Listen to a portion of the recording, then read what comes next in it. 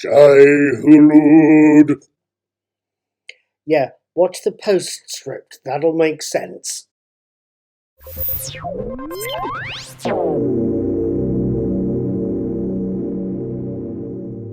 Right then, good evening, good morning, good afternoon, whatever it is, wherever you are.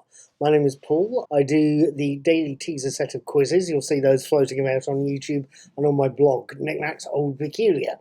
You will also see my movie reviews, and I really want to sit down with one. I haven't watched one for quite some time now. You will also see me talking about TV shows I've watched, and I'll try and put the teasers and my TV reviews in this little corner here underneath that eye. You can click that and see a huge great drop down of interesting stuff. Or at least I think it's interesting stuff. That's if I remember to put the interesting stuff in the little eye in the corner. I talk about TV shows, and over the past few weeks I've been watching the fourth series of Star Trek Discovery.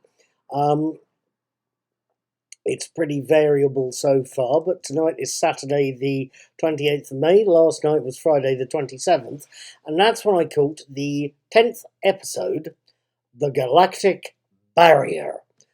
I wanted to tell you what I thought, and I've got to be honest, I'm not sure if I'm stunned or not. Let's move on and tell you about the episode. Episode 10, The Galactic Barrier, opens with the usual summary of previous episodes, and then moves to show us Dr. Kovich, David Cronenberg, giving a briefing to a very senior group of people, one that includes President Rilak, President Tarina, and Admiral Vance, Sheila Hostel, Tara Roslin, and Oded Fair, respectively. With Captain Burnham, Sonequa Martin Green, Mr. Saru, Doug Jones, and Commander Stamets, Anthony Rapp, at the bottom of the list of seniority on this particular committee. Kovich is in charge of Federation efforts at home, and also in charge of preparing everyone for first contact with Species 10C, the people behind the dark matter anomaly that's causing a lot of trouble. He's also responsible, in a very subtle way, for reminding the committee that the Federation's universal translators only work on the spoken word, a species that doesn't speak, that doesn't communicate by talking, could cause a problem. It's only after more discussion, and discussion about those potential problems, that sees Stamets admitting the DMA is more powerful than it was, and Burnham admitting she's not heard from the rogue Tarka and Book. It's only after that discussion that the group also agree there's only one thing for it. Captain Burnham and her merry bunch of crew and the Discovery have literally got to go where no one has gone before in order to find the species 10C, the unknown species behind the DMA. They've got to go through the edge of the galaxy. Now, what did I think of the Galactic Barrier? Good, bad, indifferent. Now, I've got to confess, I am not stunned by the episode. One possible upside, we get to see the Galactic Barrier that's not been mentioned since the original series of Star Trek, so we get to see somebody trying to get through that without getting the kind of problems associated with that second pilot episode of the series. So that's interesting. That's a good thing to see. That's an upside for this. Yes, writers and cast do a good job. In one storyline, we get to find out more about what's behind Ruon Tarka's actions. He's a former prisoner, a former slave of the Emerald Chain mob, one whose cellmate had worked on the ultimate form of escape, but one who couldn't get away in time. The other storyline in the episode involves the Discovery getting through the barrier through a series of energy bubbles, having to hop rather dangerously from one stable one to another. But to be frank, that second plotline wasn't necessarily as well handled as I thought. There was one scene with the crew discussing where they'd like to go on Earth if they survive this, and I thought was a little misplaced, especially in the middle of what was the episode's big action sequence. There's a couple of other bits. The A storyline, Ruon and Book,